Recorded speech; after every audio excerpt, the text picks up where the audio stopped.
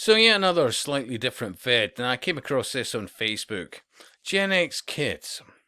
If you ever wonder why Gen X is the way it is, remember that teachers hyped a rocket launch and astronauts that then exploded in front of us. No counselling, no hugs or reassurances.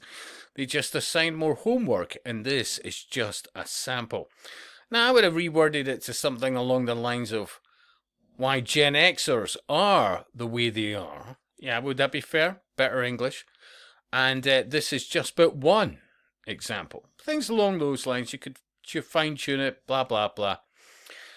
But in all honesty, Gen X, when it came, well, I'll give you an example. The Challenger disaster. I would have been about 18 at the time.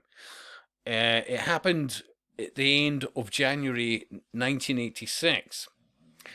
And do you know what, Gen Xers, how they dealt with it at the time? Do you know what the joke was at the time? You could say it was macabre, but what does NASA stand for? Need another 7 astronauts. Now you could say, oh my God, how tasteless, blah, blah, blah. But I think even subconsciously, most Gen Xers were aware of certain things, like, well, physics. I mean, you look at these, well, the space shuttle.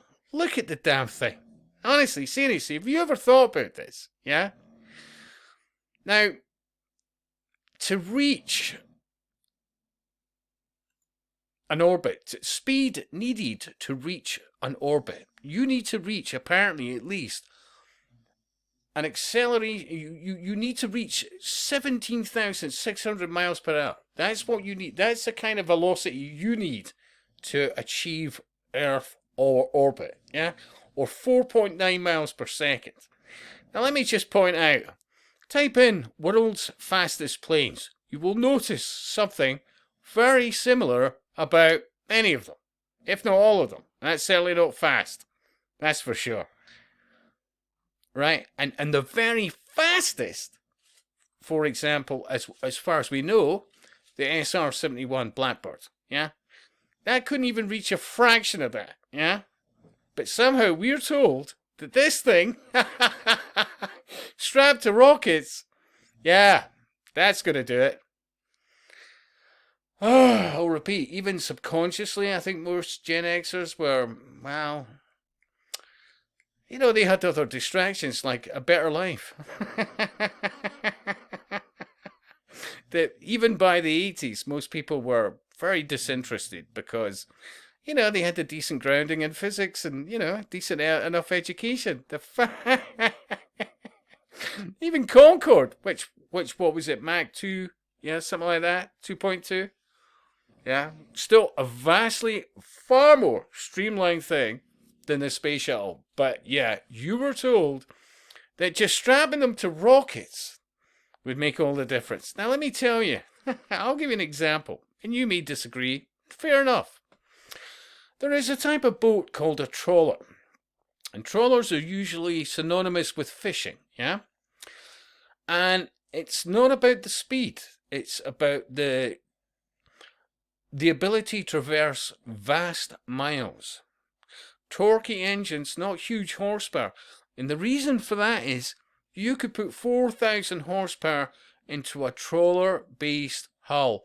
It will make no difference because once it reaches a certain speed, it's just hits a wall. It hits a wall because physics, yeah? I'll give you an example as regards more recreational trawler yachts.